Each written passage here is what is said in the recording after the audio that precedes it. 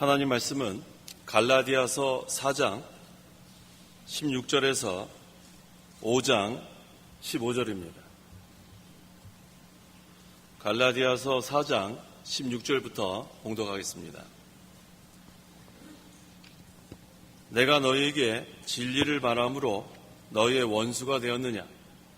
그들이 너희에 대하여 열심을 내는 것은 좋은 뜻이 아니라 다만 너희를 내게서 떼어놓아 너희가 그들에 대하여 열심을 내게 하려는 것뿐이다. 좋은 일에 열심을 내는 것은 내가 너희와 함께 있을 때뿐 아니라 항상 좋은 일이다.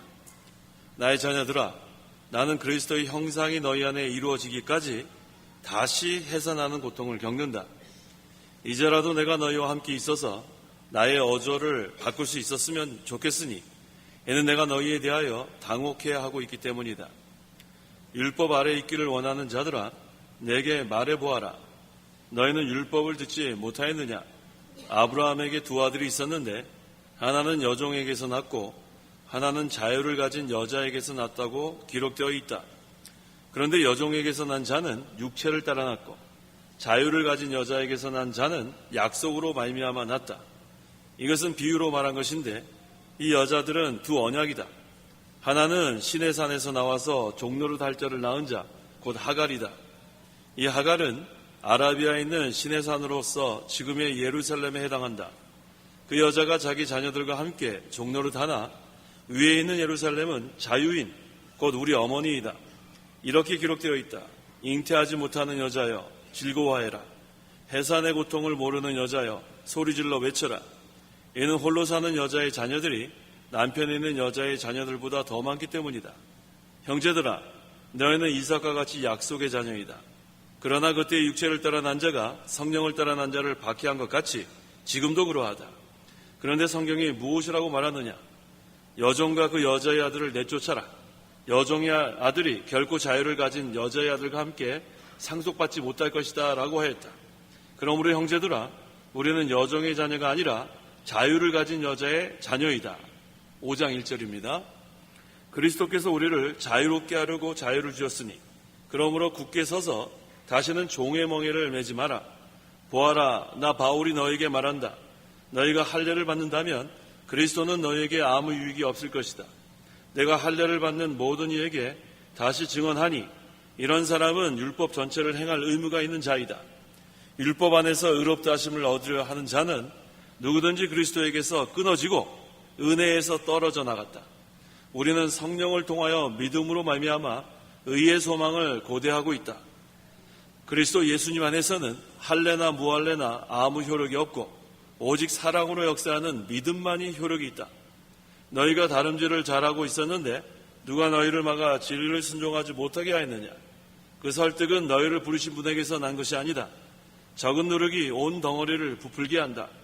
나는 너희가 아무 다른 생각도 하지 않을 것이라고 주님 안에서 확신한다. 그러나 너희를 요동하게 하는 자는 누구든지 심판을 받을 것이다. 형제들아, 내가 지금까지 할례를 전하고 있다면 어찌하여 아직도 박해를 받고 있겠느냐? 그렇게 했더라면 십자가에 걸려 넘어지게 하는 것이 없어졌을 것이다.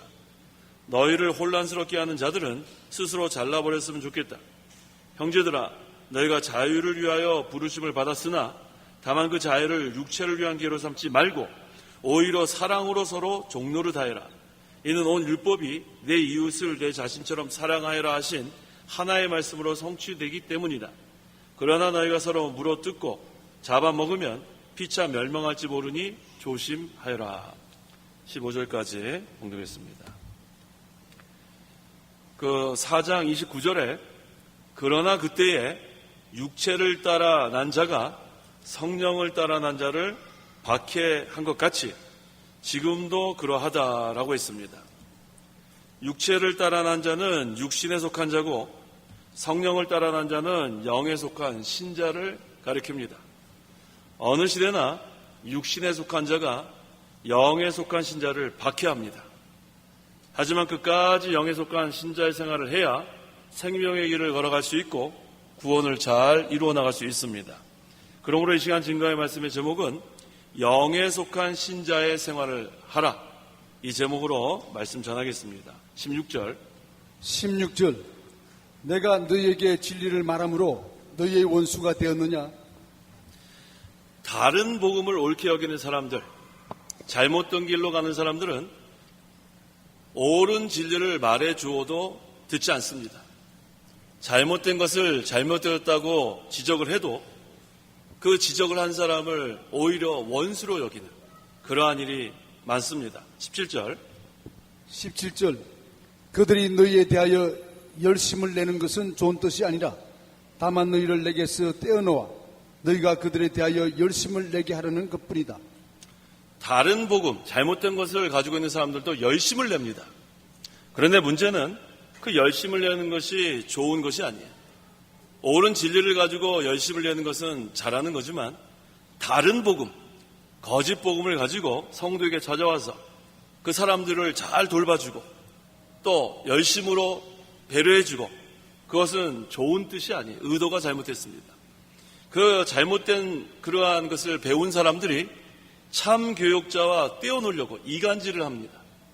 그래서 이것은 열심을 내지만 좋은 뜻으로 열심을 내는 것이 아니라고 했어요. 그래서 이단들 또 거짓 선지자들은 우리가 멀리해야 됩니다. 요한 2서 1장 10절 11절 10절 누가 이 교훈을 가지지 않고 너에게 나아가면 그를 집안으로 들이지도 말고 그에게 인사도 하지 마라. 그에게 인사하는 자는 그의 악한 일에 참여하는 것이다. 잘못된 길을 걸어가는 사람과 자꾸 교제를 나누게 되면 아무래도 영향을 받게 됩니다. 그래서 우리는 좋은 친구를 우리가 만나야 돼요. 좋은 친구가 누구예요? 좋은 친구가 누굽니까? 예수님. 좋은 친구가 누굽니까? 질문하면 예수님이 빨리 나와야 돼요. 늘 우리는 예수님과 동행하는 생활. 그러면은 예수님 닮아갈 수 있어요. 그래서 항상 우리는 이런 거짓 선지자나 또 잘못된 길을 가는 사람과 여기 인사도 하지 말라는 거 우리가 교제하면 안 돼요. 잘못된 영향을 받으면 안 되기 때문에. 그러면 18절에는 좋은 일에 열심을 내는 것은 내가 너희와 함께 있을 때뿐 아니라 항상 좋은 일이다 라고 했어요. 열심을 낼 때 잘못된 것을 위해서 열심을 내면 안 되고 좋은 일을 위해서 열심을 내야 된다고 했는데 이 좋은 일이 무엇인가? 하나님 기쁘게 하시는 일이에요. 하나님을 기쁘시게 하는 일은 항상 좋은 일입니다. 바른 복음을 전파하는 것, 이거 좋은 일이에요. 교회를 위해서 봉사하는 것, 이거 좋은 일입니다. 열심으로 우리가 하나님을 섬기고 열심으로 봉사하고 열심으로 바른 복음을 전하는 것, 이것은 항상 하라고 했습니다. 그런데 우리 요한계시록 3장 15절 이하에 하나님께서 우리에게 미지근하면 안 된다 그랬어요. 한번 읽어보세요. 요한계시록 3장 15절 16절 15절 내가 내 행위들을 알고 있으니 너는 차지도 않고 뜨겁지도 않다. 내가 차든지 뜨겁든지 하기를 바란다.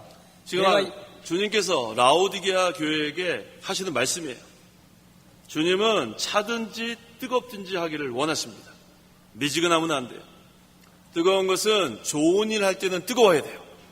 하나님의 일을 할 때는 뜨겁게, 의를 세워나갈 때는 뜨겁게 일하는 거예요. 그 다음에 죄와 싸울 때는 또 차가워야 돼요. 미지근하면 안 됩니다. 하나님 섬기는 것도 미지근하고 저 죄와 싸우는 것도 미지근하고 그러면 이거 하나님께서 토해낸다고 했죠. 우리는 좋은 일, 선한 일, 의를 세워나가는 일에는 뜨거워야 되고 죄를 대적할 때에는 차가워야 되는 것. 그래야 하나님의 이 진리를 세워나갈 수가 있습니다. 그 다음에 우리가 이제 그렇게 해나가면서 그리스도의 형상을 닮아가야 되는데 우리 오전 시간에도 증거했지만 해산하는 고통을 겪는다고 했어요.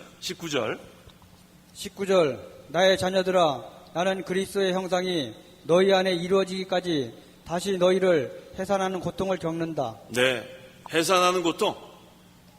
의에 대해서는 뜨겁고 죄에 대해서는 차갑고 이것은 해산하는 고통, 그리스도의 형상을 닮아가는 가운데 이 두 가지를 다 해나가야 돼요. 그래야 그리스도의 형상을 닮아갈 수 있습니다. 지금 이 갈라디아 교인들 가운데는 이렇게 애를 쓰면서 그리스도의 형상을 닮아가려고 하는 그러한 성도들도 있었어요. 그러한 성도들은 많이 자라났습니다. 그런데 이곳에 지금 다른 복음이 들어와서 문제가 생긴 거예요.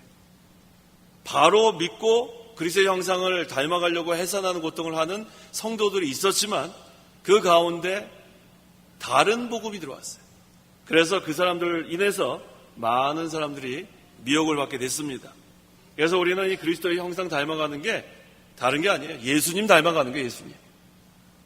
제일 첫째는 예수님의 마음을 가지고 시작하세요. 온유와 겸손. 이 온유라는 것은 하나님의 말씀을 순종하는 것을 말합니다. 하나님의 말씀을 잘 순종하고 그 다음에 예수님은 섬김을 받으러 온 것이 아니고 섬기러 왔다고 했어요. 그래서 항상 우리는 낮아져야 돼요. 겸손한 것은 낮아지는 거예요.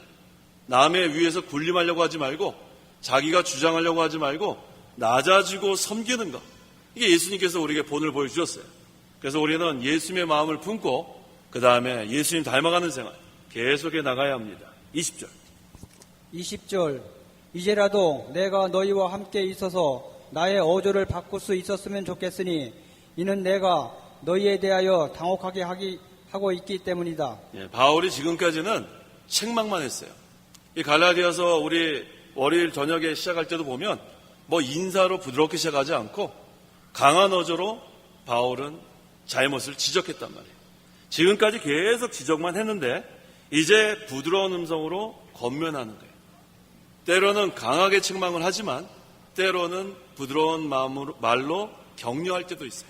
계속 책망만 하면 그거 위축돼가지고 그 사람 일어설 수 없어요. 잘못한 거, 죄에 대해서는 뜨거워야 돼요? 차가워야 돼요? 차가워야 돼요. 그 다음에 선을 행할 때는 뜨거워야 된단 말이에요. 그래서 이 사도 바울은 이 두 가지를 적절하게 했어요. 뜨거울 땐 뜨겁게, 또 차가울 땐 차갑게 그렇게 해가지고 이 교회를 세워나갔습니다.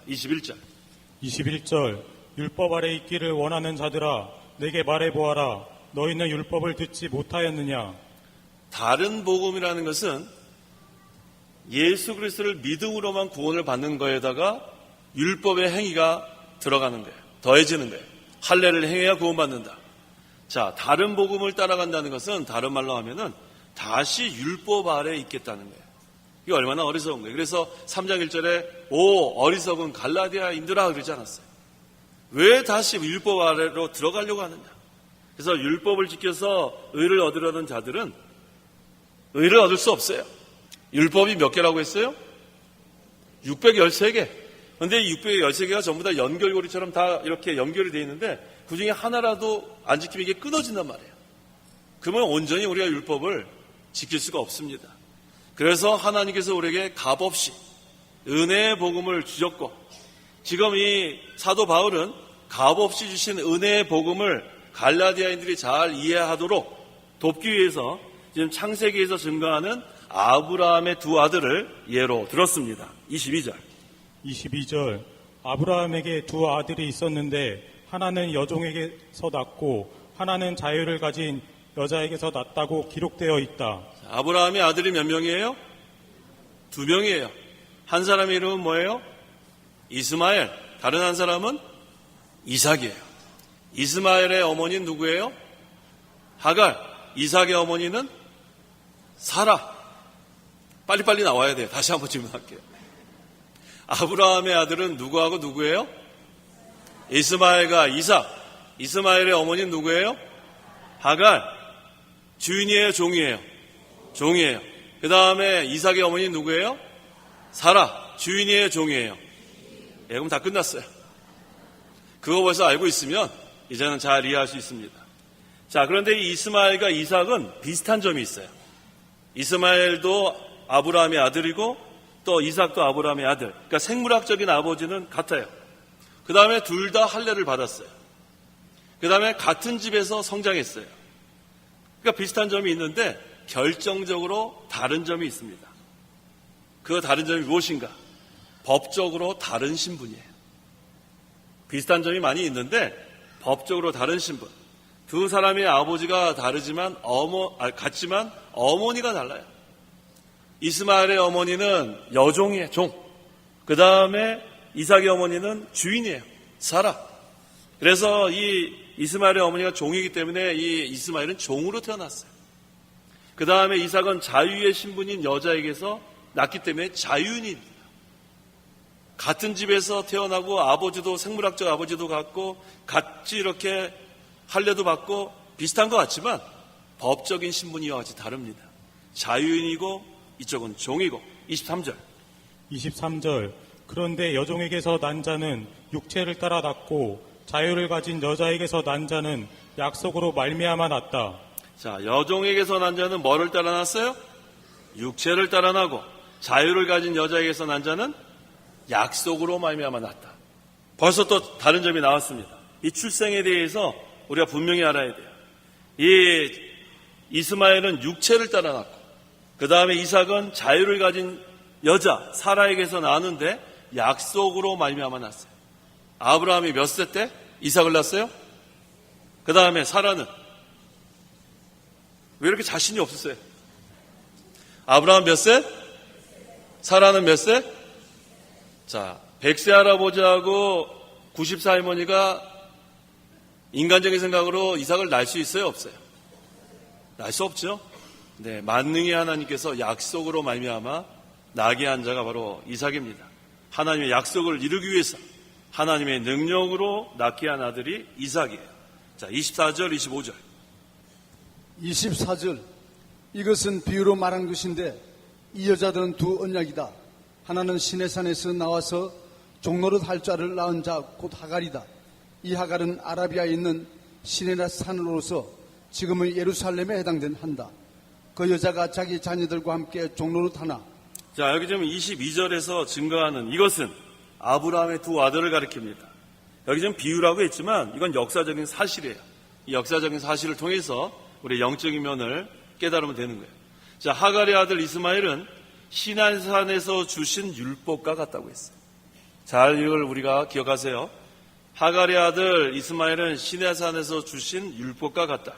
그래서 이 하갈이 자녀로 더불어 종노릇 한 것 같이 율법 아래에 있는 자들은 율법의 종노릇 한다는 것을 여기서 증거하는 거예요. 또 지금의 예루살렘에 해당한다. 그러면서 뭐라고 여기 설명하죠? 아라비아에 있는 시내산은 지금 예루살렘에 해당하는 곳이라는 뜻이에요. 그래서 예루살렘에는 성전이 있습니다.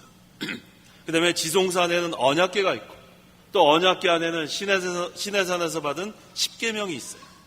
그래서 그 성전에서는 율법대로 제사를 드리는 곳입니다.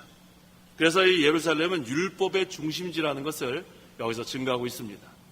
그 다음에 26절에 26절. 위에 있는 예루살렘은 자유인 곧 우리의 어머니이다. 자, 그런데 위에 있는 예루살렘, 아라비아에 있는 시내산, 그 예루살렘이 아니고 위에 있는 예루살렘은 자유인 곧 우리 어머니다라고 했어요. 이건 뭘 의미하냐면 우리 어머니는 그리스도의 복음으로 인한 신약적인 언약을 여기서 가리키는 거예요. 이것을 어머니라고 했어요. 왜 어머니라고 했는가? 고린도전서 4장 15절. 어머니라고 한 이유가 복음으로 우리가 나음을 입었다고 했습니다.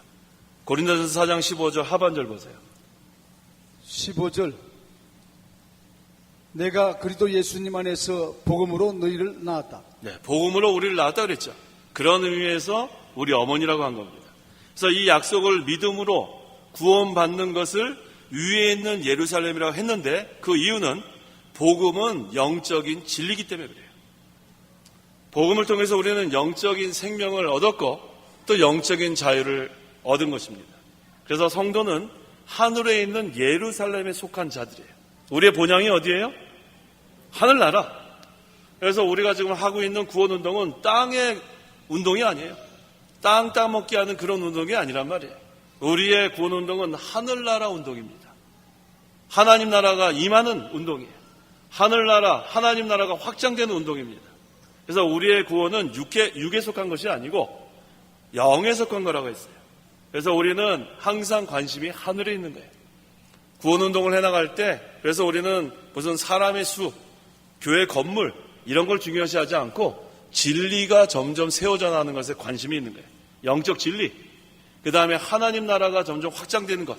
영적 하나님 나라. 그래서 예수님께서 우리에게 임한 하나님 나라는 지금 영적 하나님 나라예요. 그 다음에 우리가 장소적인 하나님 나라 언제 갑니까? 죽어야 가는 거예요, 죽어야. 이 육체의 이 장막을 벗어버리고 그 다음에 영원한 하늘나라 가서 살지만 지금 우리가 살고 있는 이 세상에서 누리는 하나님 나라는 영적 하나님 나라입니다. 그래서 하나님 나라는 먹고 마시는 것이 아니고 오직 성령 안에서 누리는 나라예요. 그 나라가 점점 확장되는 것. 그래서 이 구원운동은 땅의 운동이 아니에요. 사람 더 많아지고 점점 건물 늘어나고 땅 더 많이 사고 이런 게 아니란 말이에요. 진리를 사모하는 자들이 점점 많아지는 것이 우리의 목표예요.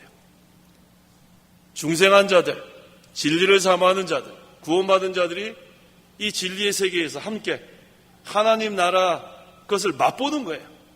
그래서 주일은 우리가 하나님께서 주시는 안식을 맛보는 나라입니다.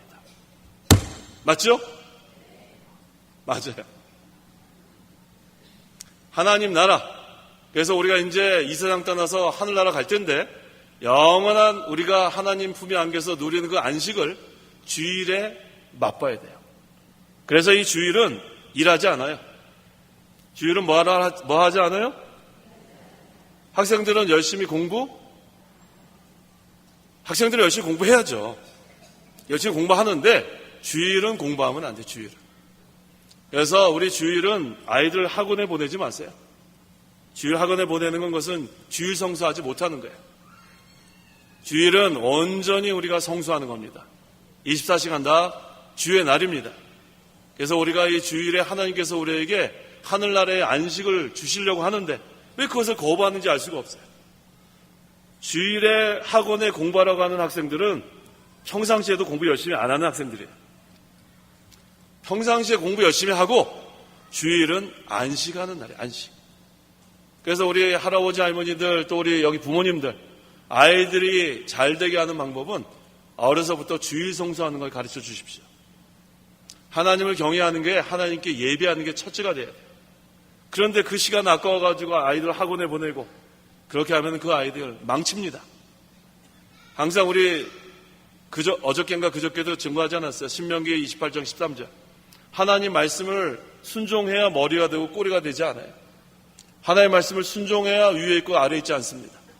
그래서 지금까지는 그걸 잘 못 깨달아서 아이들 주일날 학원도 보내고 주일날 예배 빠져도 그냥 뭐 내버려 그거 그만두셔야 돼요.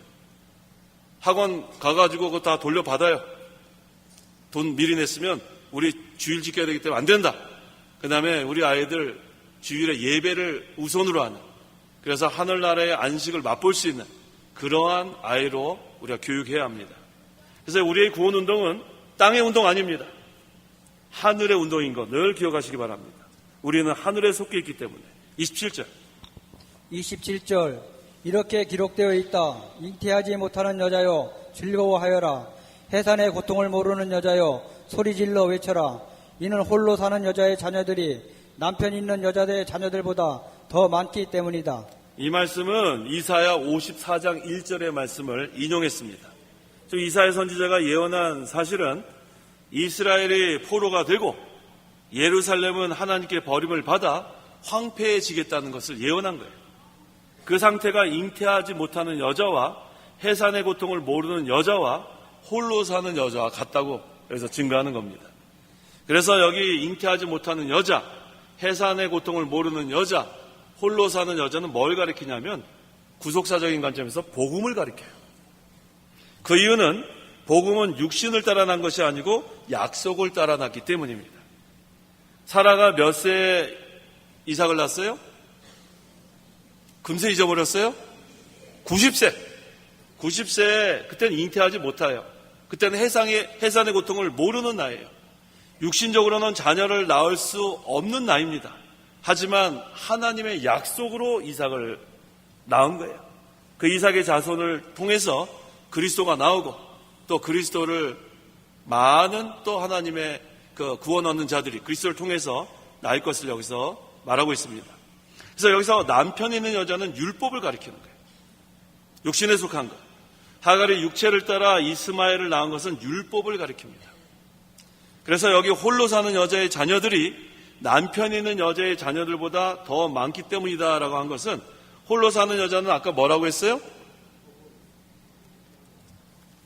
다시 한번 제가 질문할게요. 먼저 답을 얘기하고 얘기해요. 홀로 사는 여자는 복음입니다. 네. 홀로 사는 여자는 뭐예요? 예. 자꾸 이거를 생각을 하셔야죠. 이 오후 시간에는 가만히 이렇게 눈 뜨고 있으면요. 눈이 점점 감긴단 말이에요. 자꾸 그래서 제가 질문하는 거예요. 아시겠죠? 네. 홀로 사는 여자는 뭐예요? 복음. 남편이 있는 여자는 율법. 자, 남편이 있는 여자는 뭐예요? 예, 잘 따라오셔야 돼요.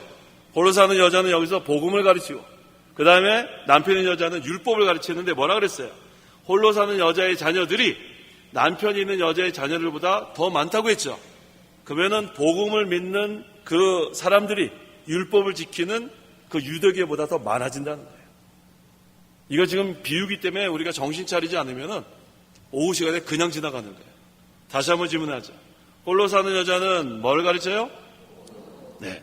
남편이 있는 여자는? 나 남편이 있는데. 그런 거 아니에요. 여기는 비유란 말이에요, 비유. 아시겠어요? 네. 홀로 사는 여자는 여기서 복음을 가르치고 남편이 있는 여자는 율법을 가르치는 것 뿐입니다. 그래서 이 홀로 사는 여자는 육신의 것이나 세상의 것은 아무것도 의지하지 않고 위에 있는 예루살렘과 하나님만 바라보는 거예요. 남편이 없으니까. 그래서 그 하늘로부터 오는 그 영적 자유와 영적 생명의 길만 걸어가는 그 영적인 성도를 여기서 가리키는 거예요. 아시겠어요? 네, 잘 이해하세요. 그래서 이 영적 하나님 나라만 바라보고 그리스도 안에서 사는 그 성도가 바로 홀로 사는 여자, 여기서 가리킵니다. 그래서 홀로 사는 여자는 오직 위에만 바라보는 거예요. 위에만. 의지할 데가 없어요. 홀로 사니까. 하나님만 바라보고 하늘에만 소망을 두고 그 다음에 하나님만 의지하고, 그래서 하나님께서는 하나님만 의지하는 성도를 귀하게 여기세요. 세상의 것 의지하면 안 됩니다. 하나님만 의지하는 홀로 사는 여자와 같은 영적인 신자, 그 신자는 하나님께서 잘 되게 해주십니다. 그래서 우리는 세상을 바라보지 말고 위의 것을 찾아야 돼요. 위의 것. 위의 것은 하늘나라의 것. 세상이 주는 그런 평강은 오래가지 않죠? 근데 하나님께서 위로부터 오는 평강은 오래갑니다. 내가 주는 평안은 세상이 주는 것과 같지 않다고 했어요. 그래서 우리는 수고하고 무거운 짐을 예수님 앞에다 탁 내려놓으란 말이에요. 요번에 우리 사경에 올라올 때 짐 좀 가지고 올라왔어요? 아니, 이런 보따리 말고요. 짐을 좀 가지고 왔어요? 무슨 일 가지고 왔어요? 걱정, 근심. 그 다음에요. 남 미워하는 거. 그 다음에요. 대답 좀 해보세요. 오후 시간에는 이렇게밖에 할 수 없어요. 그렇지 않으면 전부 다 눈을 감기 때문에 어쩔 수 없어요. 자, 어떤 무거운 짐을 갖고 왔어요? 중얼중얼하면 안 들려요. 자, 여러 가지 무거운 짐 갖고 오셨죠? 그걸 다 내려놓고 가세요. 내려놓고 가세요. 무거운 짐 갖고 와가지고 또 그걸 가지고 가면 안 된단 말이에요. 다 내려놓으세요. 다 내려놓으세요. 그럼 하나님께서 성도 여러분에게 참된 평강을 주신단 말이에요. 근데 이 평강은 어디로부터 오냐면 위로부터 온단 말이에요. 위로부터. 그래서 우리가 은혜를 받고 그동안 은혜 생활에서 멀어졌다면 이번 기회에 다시 은혜 생활을 회복해야 돼요. 감사하지 못하고 불평하고 불만에 가졌던 그러한 상태에 있다면 감사하는 사람으로 변화가 돼서 내려가야 돼요. 그것이 이 사경에 모여서 우리가 성경 공부하는 목적 중에 하나예요. 왜 무거운 짐을 갖고 왔다가 왜 무거운 짐을 그대로 가져갑니까? 다 내려놓으세요. 수고하고 무거운 짐진 자들아, 누구에게로 오라? 내가 누구예요?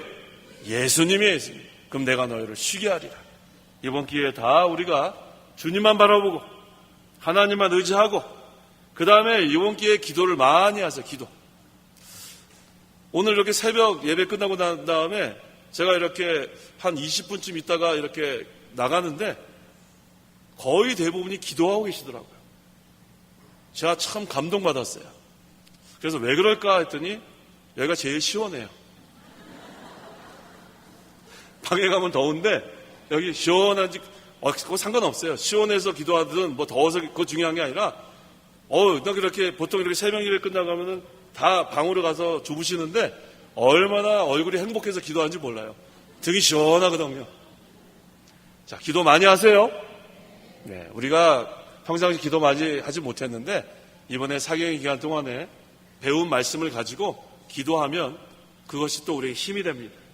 그래서 우리가 주님만 바라보고 진리만 사모하고 그 다음에 은밀한 골방에 들어가서 기도하는 생활, 그러면은 하나님께서 능력을 더하십니다. 애쓰고 힘쓰는 자에게 능력을 더하시는 하나님.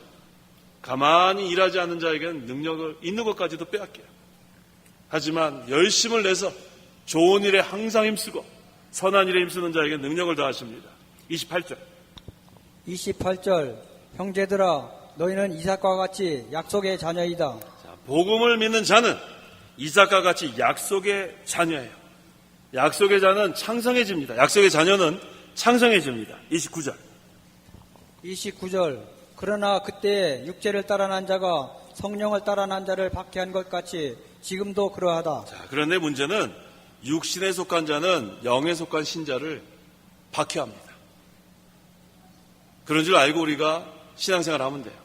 육에 속한 자들은 예수 잘 믿으려고 하는 자들, 진리를 세우려고 하는 자들, 하나님 좀 잘 좀 섬기려고 하는 그런 신자를 박해해요.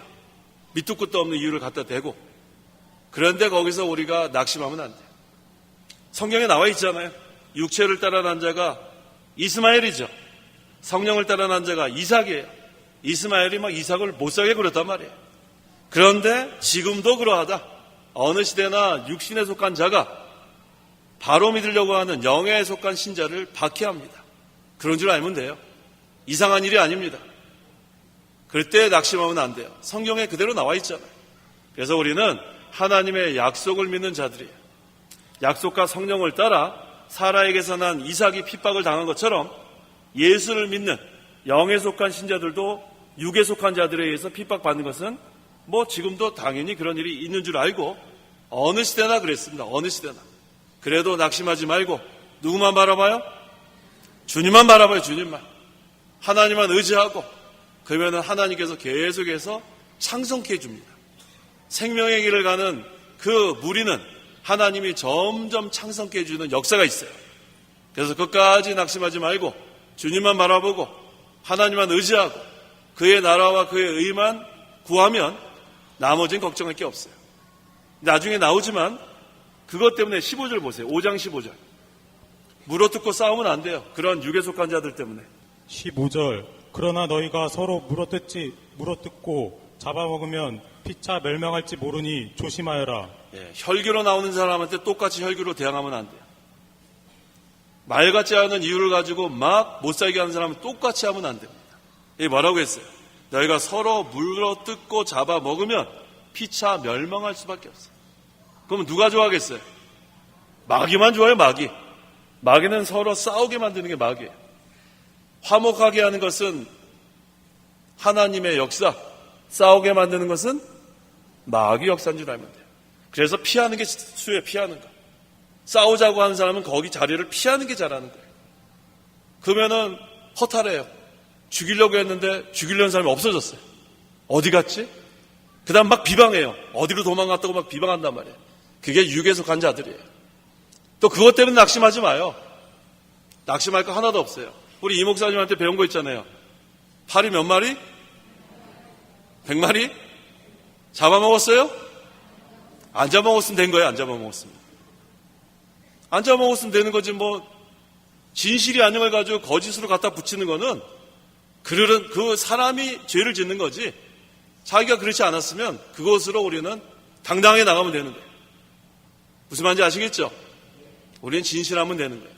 아무리 거짓말로 갖다가 비방하고 뭐 별 얘기를 다 하고 해도 우리는 여기 성경에 나와 있잖아요. 육에 속한 자들은 영에 속한 신자들을 박해한다고 했어요. 어느 시대나. 그러니까 그것 때문에 신경 쓰지 마요. 그저 우리는 진리를 사모하고 주님만 바라보고 하나님만 의지하고 은혜생활 하면 되는 거예요.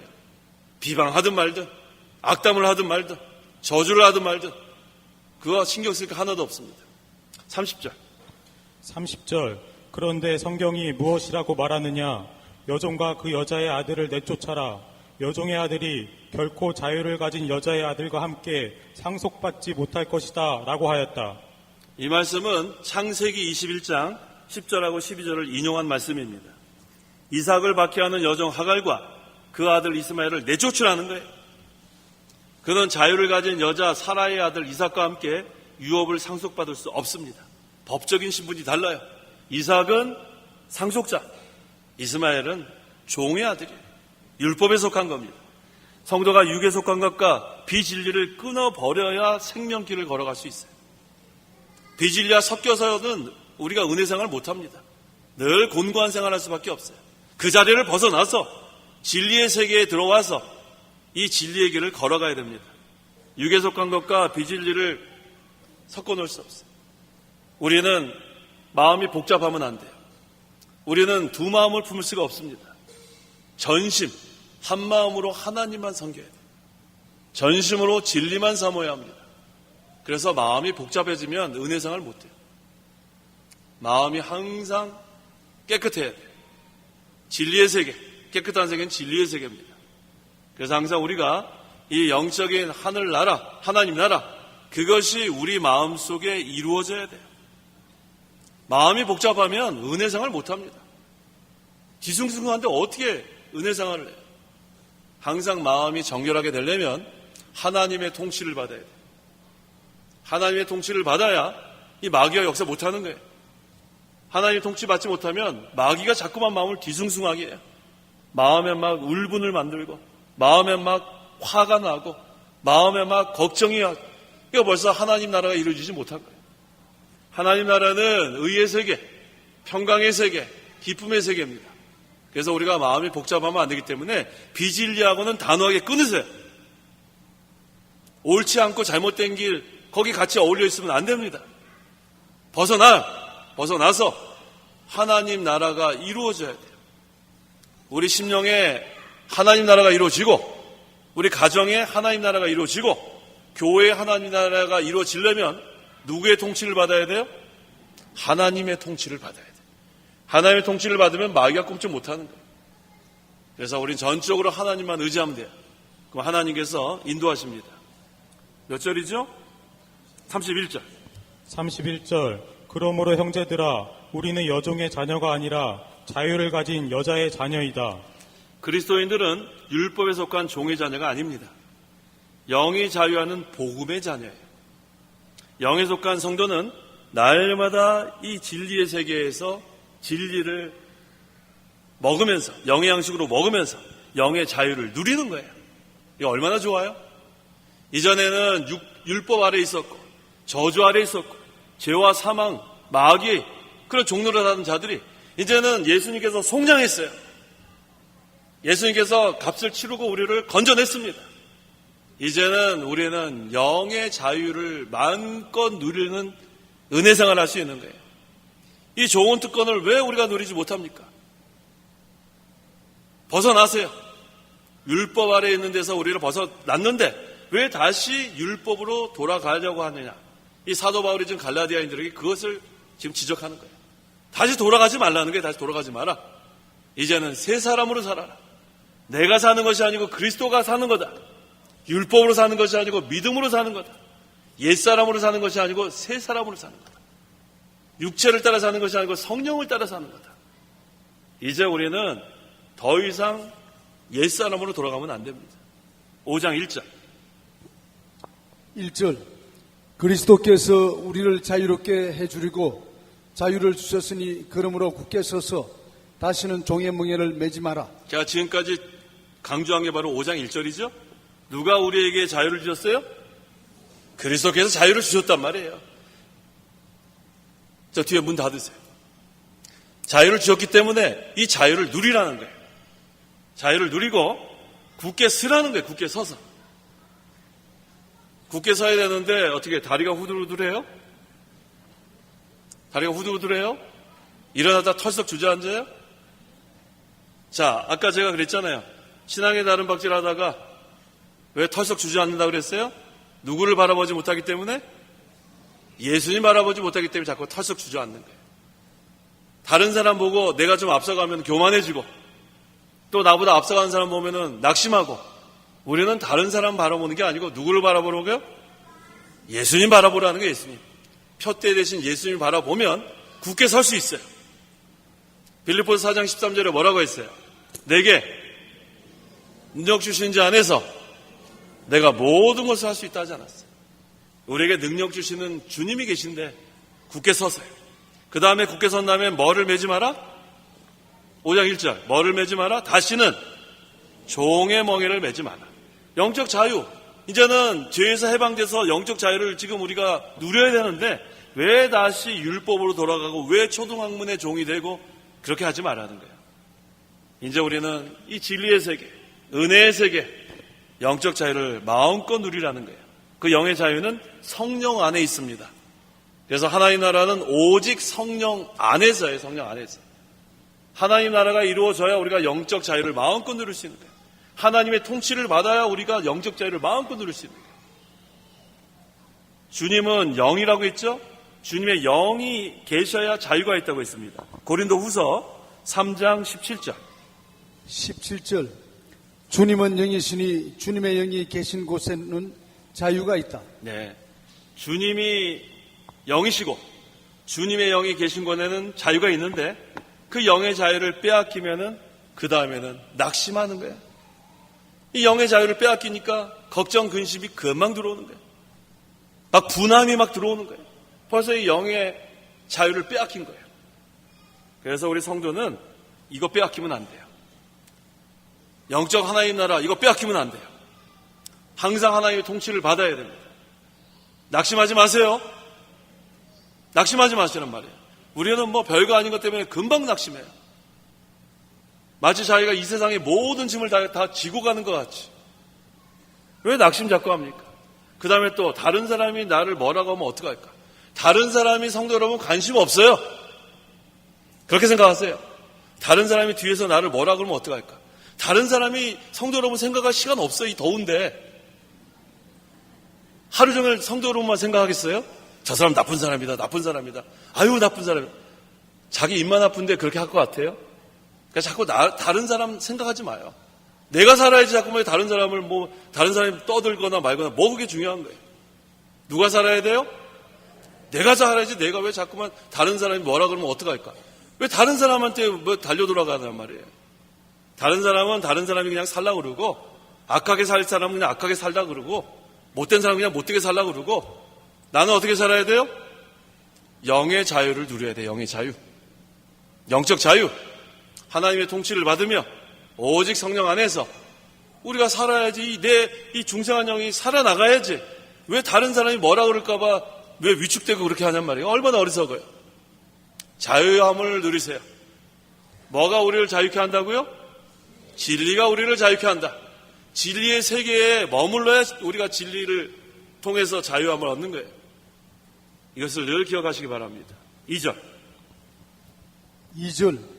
부활한 나 바울이 너에게 말한다. 너희가 환례를 받는다면 그리스도는 너희에게 아무 유익이 없을 것이다. 다시 초등학문으로 돌아가는 거예요. 다시 율법 아래 들어가는 거예요. 지금 기껏 사도 바울이 하나님의 은혜로 오직 믿음으로만 구원받는다 했는데 지금 또 뭐라 그래요? 너희가 할례를 받는다면 그리스도는 너희에게 아무 유익이 없을 것이다. 3절. 3절. 내가 할례를 받는 모든 이에게 다시 증언하니 이런 사람은 율법 전체를 행할 의무가 있는 자이다. 자, 또 우리가 할례를 받게 되면 그 다음에 또 율법 전체를 또 우리가 행해야 되지 않겠어요? 왜 다시 또 옛날로 돌아가냐? 왜 다시 율법 아래로 돌아가느냐? 할례뿐만 아니라 율법 전부 지켜야 된다. 근데 아까 말씀드린 것처럼 613개의 율법이 연결고리가 딱 있는데 그 중에 하나라도 못 지키면 이게 끊어지는 거예요. 그러면 또 헛되게 된다는 겁니다. 4절. 4절. 율법 안에서 의롭다 하심을 얻으려 하는 자는 누구든지 그리스도에게서 끊어지고 은혜에서 떨어져 나갔다. 예, 율법을 지켜야 구원받는다고 또 하게 되면 그 다음엔 누구에게서 끊어지는 거예요? 그리스도에게서 끊어지고 또 어디서 떨어져 나가요? 은혜에서 떨어져 나간다는 거예요. 율법은 죄를 깨닫게 하는 거예요. 율법은 그리스도에게까지만 인도하는 가정교사밖에 안 돼. 율법 자체가 구원할 수는 없단 말이에요. 근데 왜 다시 율법으로 돌아가냐는 거예요. 특별히 왜 자꾸 할례를 받아야 구원받는다고 주장하냐 말이에요. 그럼 다시 율법을 지켜서 구원받아야 된다는 것을 가르치니까 그러면 그것은 그리스도에게서 끊어지고 은혜에서 떨어져 나간다 가 같다고 지금 바울이 말합니다. 5절. 5절. 우리는 성령을 통하여 믿음으로 말미암아 의의 소망을 고대하고 있다. 우리는 성령을 통하여 믿음으로 말미암아 의의 소망을 고대하고 있다. 우리는 소망 있는 자예요. 소망 있는 자와 소망 없는 자에는 큰 차이가 있습니다. 소망 있는 자는 어떠한 환난이나 역경을 통과할 수 있어요. 소망이 있으니까. 이 시간이 지나가면 유익이 있다. 이 시간이 지나가면 상급이 있다. 그것은 우리가 잘 인내할 수 있는 동기가 되는 거예요. 견인. 성도의 견인 우리 배웠죠, 지난번에. 우리가 인내할 수 있어요. 그래서 우리가 소망을 가지고 인내하는 거예요. 그래서 우리가 성령을 통하여라 그랬죠.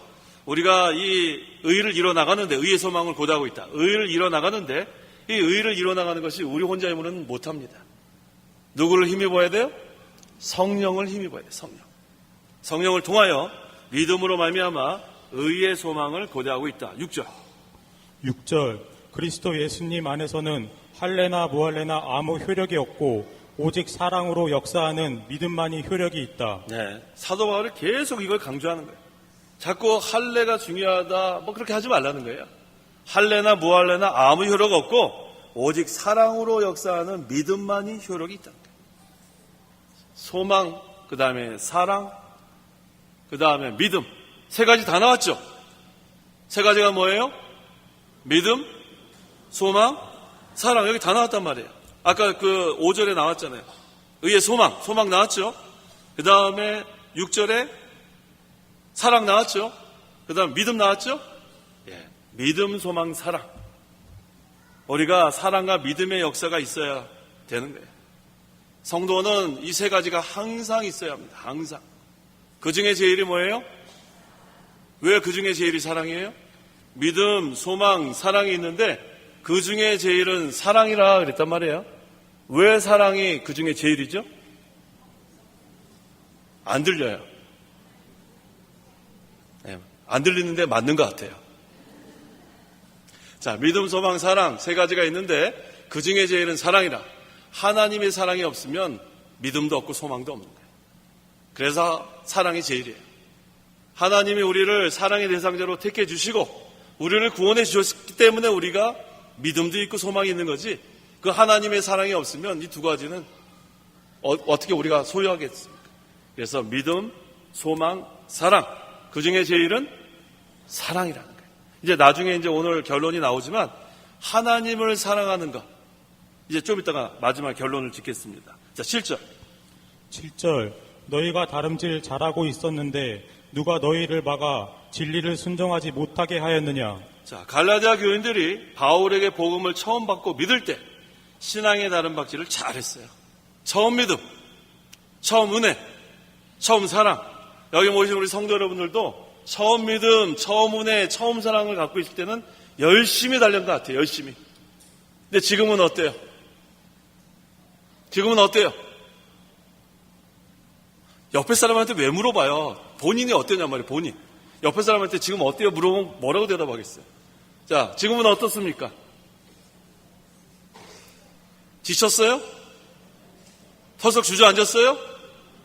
누구를 바라보지 못했어요? 예수님 바라보지 못해서 그래. 예수님 바라보지 못해서.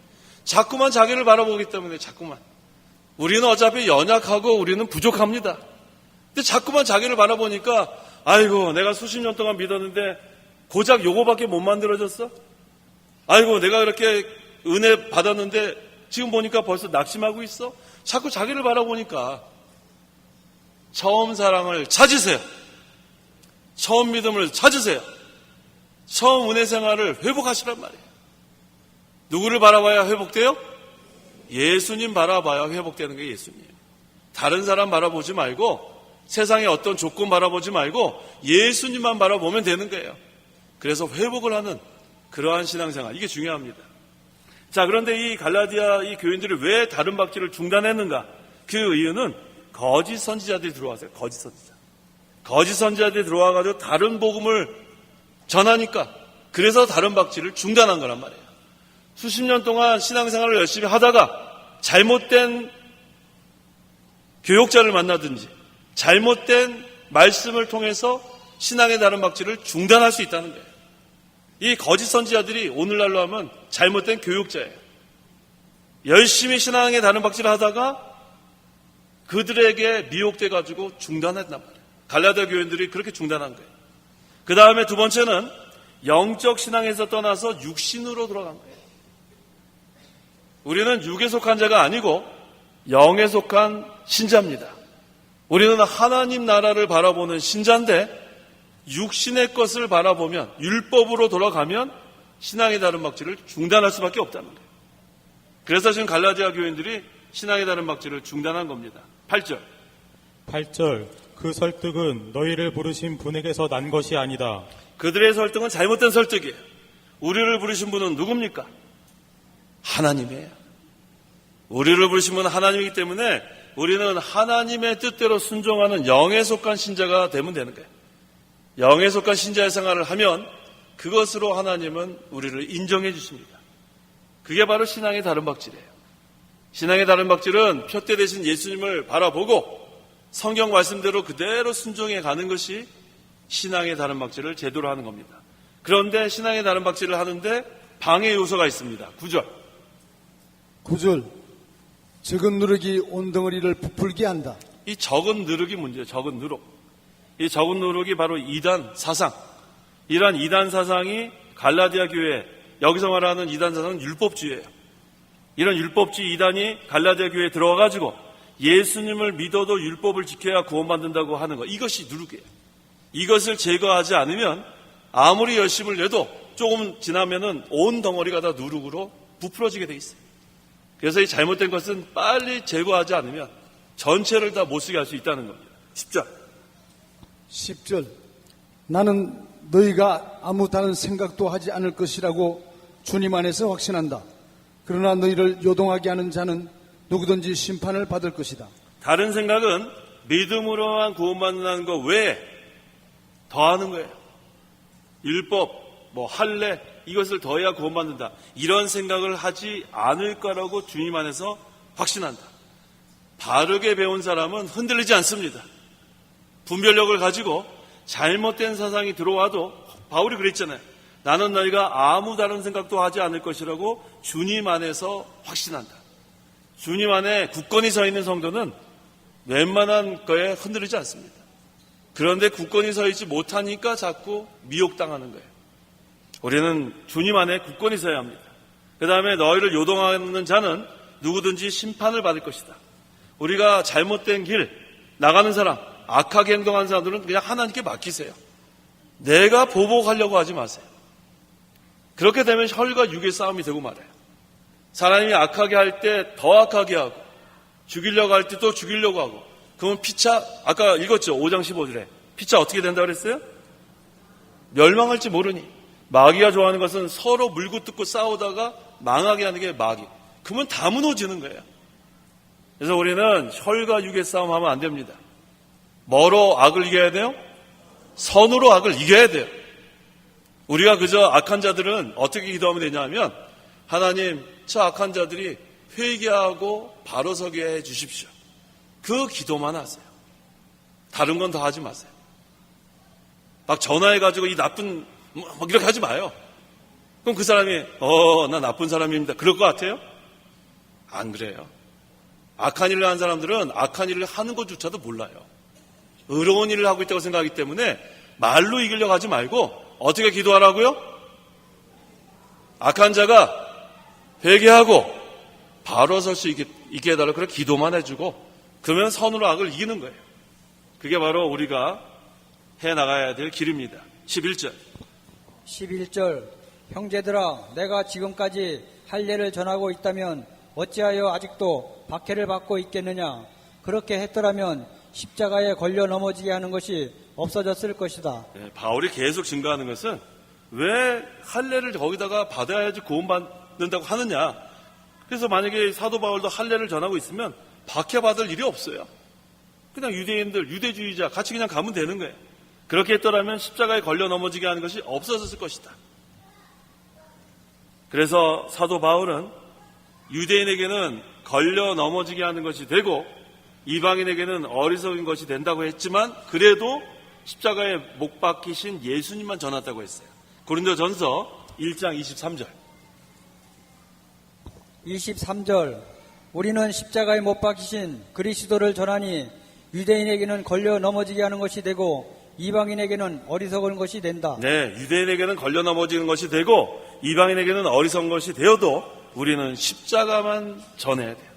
십자가의 도, 우리는 복음만 전해야 된다는 거예요. 그래서 이 고린도전서 1장 18절에 십자가의 도가 멸망당하는 자들에게는 어리석은 것이나 구원을 받는 우리에게는 하나님의 능력이라고 그랬단 말이에요. 능력. 그래서 이 십자가의 도, 복음은 하나님의 능력으로 되는 거기 때문에 우리가 하려고 해서 되는 게 아닙니다. 하나님의 능력으로 하나님 나라가 이루어지는 겁니다. 12절. 12절 너희를 혼란스럽게 하는 자들은 스스로 잘라버렸으면 좋겠다. 예, 아까 누룩을 제거하는 것처럼 이렇게 우리가 잘못된 것이 있으면 잘라버리는 게 낫다고 했습니다. 13절. 13절 형제들아 너희가 자유를 위하여 부르심을 받았으나 다만 그 자유를 육체를 위한 기회로 삼지 말고 오히려 사랑으로 서로 종노릇하여라. 예, 자유를 위하여 부르심을 받았는데 이 자유를 육체를 위한 기회로 삼으면 방종이 돼요. 자유를 위하였지 자유 방종하라 그러진 않았단 말이에요. 그래서 성도가 믿기 전에는 죄와 율법의 종노릇 하다가 믿음으로 말미암아 이제는 거기서 해방을 받아 영적 자유를 얻었는데 그 자유를 가지고 육체의 기회를 삼으면 안 된다는 거예요.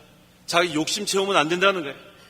율법을 지킴으로 구원받는 것이 아니고 예수님을 믿음으로 구원을 얻었다고 해서 그 자유를 이용해서 육체를 위한 육체의 욕심을 따라 죄 짓는 생활하면 안 된다는 거예요.